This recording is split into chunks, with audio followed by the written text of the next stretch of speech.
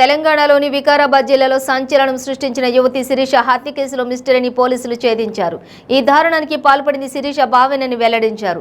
దర్యాప్తులో అనిల్ తన నేరాన్ని ఒప్పుకున్నాడని వివరించారు. శనివారం అర్ధరాత్రి శిరీషను బయటకు పిలిచి నీటి గుంటలో పడేసి చంపేసినట్లు తెలిపాడని పేర్కొన్నారు. మద్యం మత్తులో శిరీషపై బ్లేడ్, స్క్రూ డ్రైవర్తో దాడి చేశాడని, కళ్లల్లో పొడిచాడని పోలీసులు తెలిపారు. జిల్లాలోని పరిగి మండలం కాళ్లాపూరుకు చెందిన జట్టు శిరీష శనివారం రాత్రి గ్రామ శివార్లో చెరువు దగ్గర విగత కనిపించింది.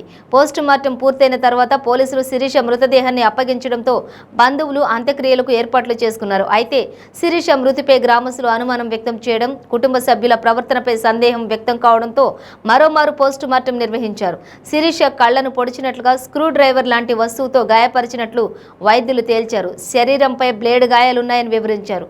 శిరీష హత్య కేసు వెనుక ఆమె తండ్రి జంగయ్య, బావ అనిల్ పాత్ర కూడా ఉందని గ్రామస్తులు ఆరోపించారు. దీంతో పోలీసులు జంగయ్య, అనిల్ను అదుపులోకి తీసుకుని విచారించారు.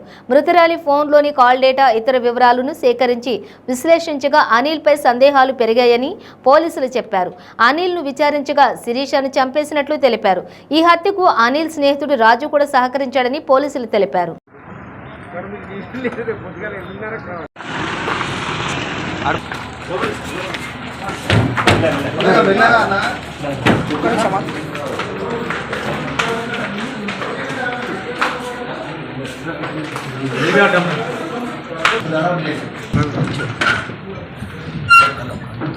ముందు ఇంటర్వ్యూనింగ్ నైట్ లో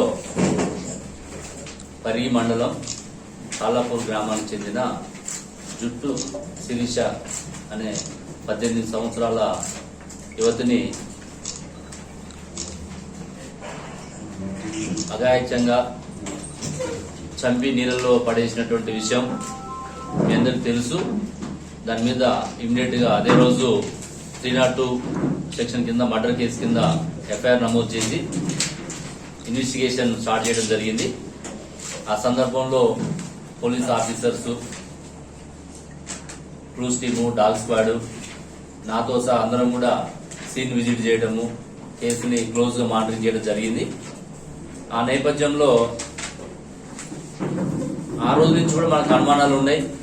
ఇంట్లోనే ఎవరో చేసి ఉంటారనే దాని మీద ఇన్వెస్టిగేట్ చేయడం, దానికి టెక్నికల్ ఎవిడెన్స్, మెడికల్ సపోర్టు తీసుకొని నేరస్తుడిని అదుపులో తీసుకోవడం జరిగింది. ఇందులో నేరస్తుడు వాళ్ళ సొంత బావ అయినటువంటి ఎర్రగడ్డపల్లి అనిల్, ఇతను పరికి చెందినవాడు, సొంత బావ. వీళ్ళ అక్కని వివాహం చేసుకోవడం జరిగింది. అయితే యాక్చువల్గా దీనికి మోటివ్ ఏంటంటే ఈ అమ్మాయిని కూడా, అంటే మరదల్ని కూడా పెళ్లి చేసుకోవాలనే ఒక ఆలోచన అతనికి ఉండటం, శారీరకంగా అనుభవించాలన్నటువంటి ఒక దురాలోచన రావడం, అమ్మాయి అతనికి సహకరించకపోవడం, ఇవన్నీ గత కొంతకాలంగా కుటుంబంలో జరుగుతున్నాయి.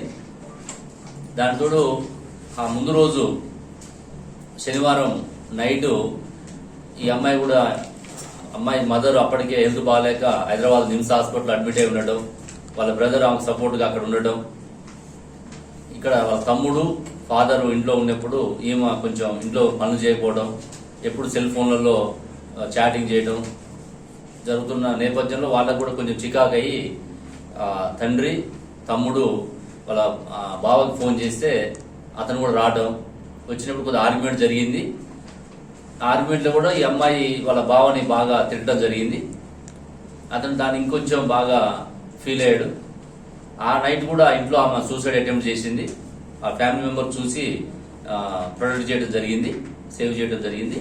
ఆ తర్వాత వీళ్ళందరినీ మభ్యపెట్టి అమ్మాయి ఇంట్లో బోల్ట్ పెట్టి బయట గడి పెట్టి బయటికి పారిపోయే ప్రయత్నం చేసింది. ఆ పోయే ప్రాసెస్ లో కొంతమంది సాక్షులు చూడడం జరిగింది. మా ఇన్వెస్టిగేషన్ లో వాళ్ళ పేర్లు కూడా మేము తీసుకున్నాం. అంటే స్వతహాగానే ఆమె వెళ్ళిపోతుంది. తర్వాత ఇంట్లో వాళ్ళ తమ్ముడికి వాళ్ళకి అనుమానం వచ్చి చూసినప్పుడు వాళ్ళ అక్క లేదని తెలిసి మళ్ళీ వాళ్ళ పెద్ద